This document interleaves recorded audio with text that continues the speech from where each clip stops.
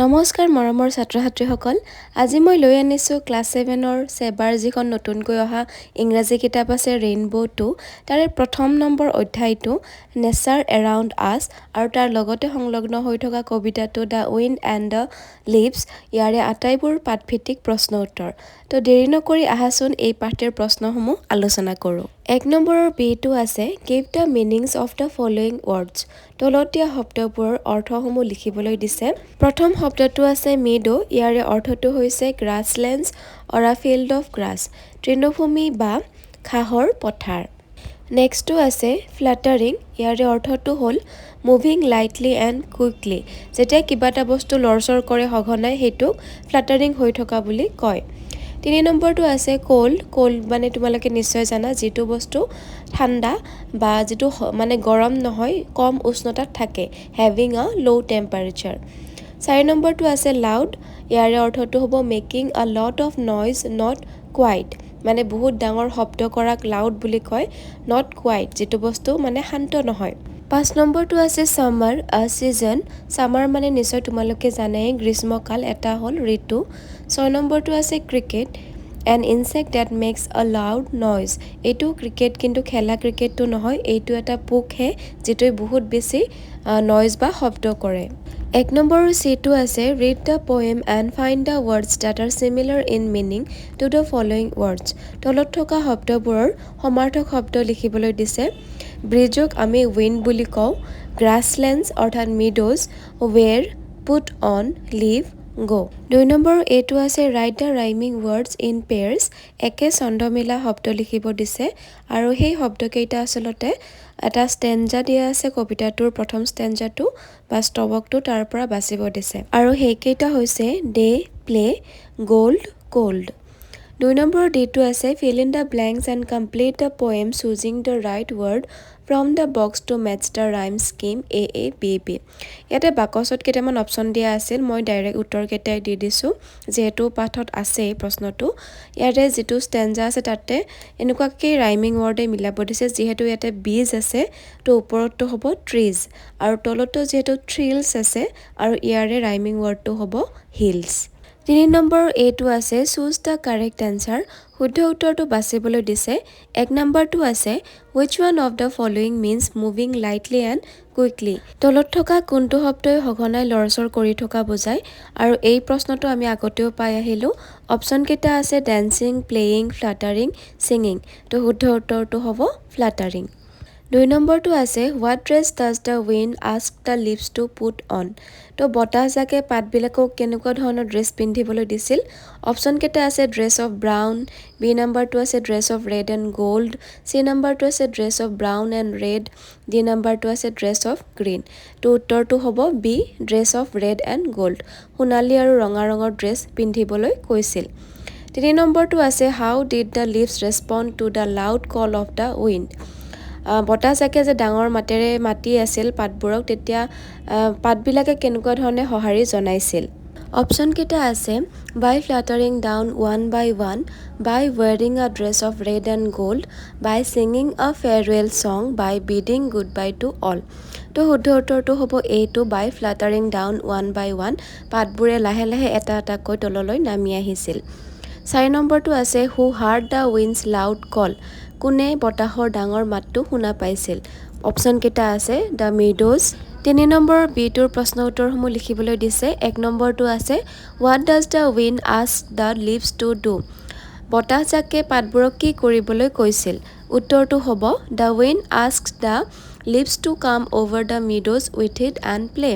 বতাহ জাকে পাতবোৰক ঘাঁহনিৰ মাজত নামি আহি তাৰ লগত খেলিবলৈ কৈছে 2 নম্বৰটো আছে why did the wind ask the leaves to wear dress of red and gold বতাহ জাকে পাতবোৰক কিহৰ কাৰণে ৰঙা আৰু সোণালী ৰঙৰ কাপোৰ পিন্ধিবলৈ কৈছিল উত্তৰটো হ'ব the wind asked the leaves to wear a dress of red and gold because summer was gone and the days were growing cold বতাহ জাকে পাতবোৰক এই কাৰণে সোণালী আৰু ৰঙা ৰঙৰ কাপোৰ পিন্ধিবলৈ দিছিল কাৰণ গৰমৰ দিন গুচি গৈ আছিল আৰু ঠাণ্ডাৰ দিন আহি আছিল 3 নম্বৰটো আছে give the movement words used for the leaves in the poem কোনবোৰ শব্দই ইয়াতে মুভমেণ্ট বা লৰচৰ কৰা বুজাইছে সেই শব্দকেইটা ইয়াতে লিখিব দিছে উত্তৰটো হ'ব the movement words used for the leaves in the poem are fluttering danced and flew শব্দকেইটা হৈছে ফ্লাটাৰিং মানে লৰচৰ কৰা বুজাইছে আৰু ডেন্সড শব্দটোৱেও লৰচৰ কৰা আৰু ফ্লিউ মানেও লৰচৰ কৰাই বা উৰি যোৱাই বুজাইছে 4 নম্বৰটো আছে what did the leaves do after hearing the wind's loud call বতাহজাকে যেতিয়া ডাঙৰকৈ পাতবোৰক মাতিছিল তেতিয়া শুনাৰ পিছত কি কৰিছিল উত্তৰটো হ'ব after hearing the wind's loud call the leaves came fluttering down one and all যেতিয়া বতাহজাকৰ মাত শুনিছিল তেতিয়া পাতবোৰে লাহে লাহে লৰচৰ কৰি পেলাই তললৈ এটা এটাকৈ নামিবলৈ ধৰিছিল 5 নম্বৰটো আছে what season is mentioned in the poem কোনটো ঋতুৰ কথা এই কবিতাটোত কৈ থকা হৈছে উত্তৰটো হ'ব the season mentioned in the poem is summer and indirectly mentioned about autumn season তো এই কবিতাটোত গ্ৰীষ্মকালৰ কথা কোৱা হৈছে যদিও ইনডাইৰেক্টলি অৰ্থাৎ পাতবোৰ সৰি যোৱা আৰু ঠাণ্ডাৰ দিন আহিবৰ হ'ল গৰমৰ দিন যাবৰ হ'ল তো ইনডাইৰেক্টলি অটম ছিজনটোৰ কথাও ইয়াতে কৈছে তো তোমালোকে ইয়াৰে যোনটো লিখা সেইটোৱে শুদ্ধ হ'ব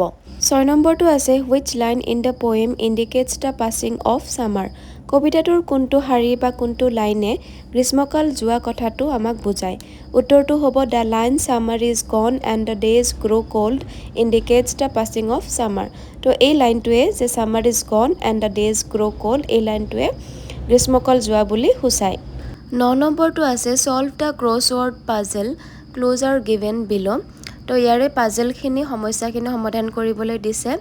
আৰু ক্লুবিলাক বা ইংগিতবিলাক ইয়াতে দিয়া আছে পথালিকৈ 1 নম্বৰটো আছে দ্য নেচাৰেল ৱৰ্ল্ড এৰাউণ্ড আছ আমাৰ চাৰিওফালে থকা প্ৰাকৃতিক জগতখন কি বুলি কোৱা হয় পৰিৱেশ বা এনভাইৰনমেণ্ট তো প্ৰথমটো হ'ব এনভাইৰনমেণ্ট 2 নম্বৰটো আছে গ্ৰুপ অফ চিমিলাৰ অৰ্গেনিজমছ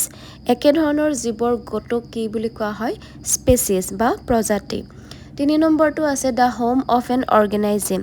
জীৱৰ বাসস্থানক কোৱা হয় হেবিটেট বা বাসস্থান আৰু তলৰ ফালে আছে 4 নম্বৰটো a community of interacting organisms and their environment পাৰস্পৰিক ক্ৰিয়া কৰা জীৱ আৰু সিহঁতৰ পৰিৱেশৰ এক সম্প্ৰদায়ক কোৱা হয় ইক'ছিষ্টেম বা পৰিস্থিতি তন্ত্ৰ 5 নম্বৰটো আছে সামথিং ডেট ন' লংগাৰ এক্সিষ্ট যিটোৰ বৰ্তমান কোনো অস্তিত্ব নাই বা শেষ হৈ গৈছে সেইটো কি বুলি কোৱা হয় এক্সটিংক্ট বা বিলুপ্ত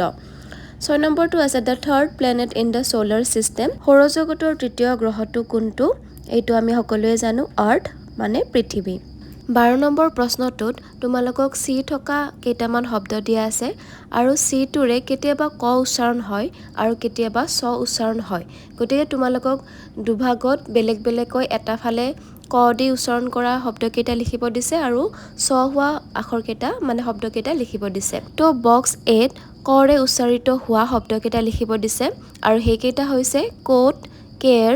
ক্লে কেট কেম ক্লিভাৰ আৰু বক্স বিত চৰে উচ্চাৰিত শব্দবোৰ লিখিব দিছে ice experience cinema page city face 17 নম্বৰ চিটো আছে identify and write the type of adverb used in its sentence তো তোমালোকে জানা ক্ৰিয়া বিশেষণৰ কিছুমান ভাগ থাকে সময় অনুযায়ী বা কিছুমান ক্ৰমাগতভাৱে আৰু কিছুমান মাত্ৰা বুজোৱা ক্ৰিয়া বিশেষণ হেনেকুৱা বিভিন্ন ধৰণৰ ভাগ আছে গতিকে ইয়াৰে আন্ডাৰলাইন কৰা যিটো শব্দ আছে সেই শব্দটো কোনটো ভাগত পৰে তোমালোকক লিখিব দিছে তো 1 নম্বৰটো আছে the boy practised his speech regularly তো ৰেগুলাৰলিটো হ'ব এডভাৰ্ব অফ ফ্ৰিকুৱেঞ্চি 2 নম্বৰটো আছে দ্য ফোন কেপ্ট ৰিঙিং কনষ্টেণ্টলি তো কনষ্টেণ্টলি শব্দটো হ'ব এডভাৰ্ব অফ ফ্ৰিকুৱেঞ্চি অৰ্থাৎ ক্ৰমাগতভাৱে হোৱা ভাগটো হ'ব 3 নম্বৰটো আছে I have heard this story before এইটো হ'ব এডভাৰ্ব অফ টাইম সময়ৰ ক্ৰিয়া বিশেষণ 4 নম্বৰটো আছে আই ৱাজ কোৱাইট চিয়'ৰ উত্তৰটো হ'ব এডভাৰ্ব অফ ডিগ্ৰী 5 নম্বৰটো আছে the people have gone out তো আউটটো হ'ব এডভাৰ্ব অফ প্লেচ 6 নম্বৰটো হ'ব হি ৰেছপণ্ডেড কুইকলি কুইকলিটো হ'ব adverb of manner 18 number B2 আছে read the following sentences and underline the adverbial phrases আমাৰ অসমীয়া ব্যাকৰণত যেনেকুৱা ধৰণে ক্ৰিয়াৰ খণ্ডবাক্য থাকে কিছুমান যোজক থাকে ঠিক তেনেকুৱাকে ইংৰাজীতো এনেকুৱা খণ্ডবাক্যক adverbial phrases বুলি কোৱা হয় আৰু তলত দিয়া বাক্যকেইটাৰ পৰা তোমালোকক adverbial phrases খিনি বাছি উলিয়াব দিছে আৰু সেইখিনি আন্ডাৰলাইন কৰিব দিছে এক নম্বৰটো আছে the flowers bloomed at the break of dawn তো ইয়াৰে adverbial phrase হ'ব at the break of dawn 2 নম্বৰটো আছে the cat sat under the old wooden table তো ইয়াৰে হ'ব under the old wooden table 3 নম্বৰটো আছে she crossed the road in a very careful manner তো ইয়াৰে হ'ব in a very careful manner 4 নম্বৰটো দুটা আছে adverbial phrases we ran down the hill as fast as we could ইয়াৰে হ'ব ran down এটা হ'ব আৰু আনটো হ'ব as fast as we could 5 নম্বৰটো আছে the children are playing in the park তো ইয়াৰে হ'ব in the park 6 নম্বৰটো আছে I will see you in the morning আৰু ইয়াৰে হ'ব in the morning তো মৰমৰ ছাত্ৰ-ছাত্ৰীসকল এইখিনি আছিল ক্লাছ 7ৰ যিখন সেবাৰ ইংলিছ কিতাপ আহিছে নতুন ৰেইনবো টুৰ তাৰে প্ৰথম নম্বৰ লেসনটো নেচাৰ এৰাউণ্ড আস আটাইবোৰ পাঠভিত্তিক প্ৰশ্ন উত্তৰ যদিহে তোমালোকৰ এই ভিডিঅটো ভাল লাগে তেনেহলে নিশ্চয় বন্ধু-বান্ধৱী সকলৰ লগতো শ্বেয়াৰ কৰিবা লগতে চেনেলটো সাবস্ক্ৰাইব কৰি দিবা আৰু যদিহে কিবা তোমালোকৰ সুধিব লগা বা ক'ব লগা থাকে কমেন্ট সেকশনত জনাব পাৰিবা আজিলৈ আহিছো আকৌ লগ পাম আন এটা পাঠৰ প্ৰশ্ন উত্তৰৰ সৈতে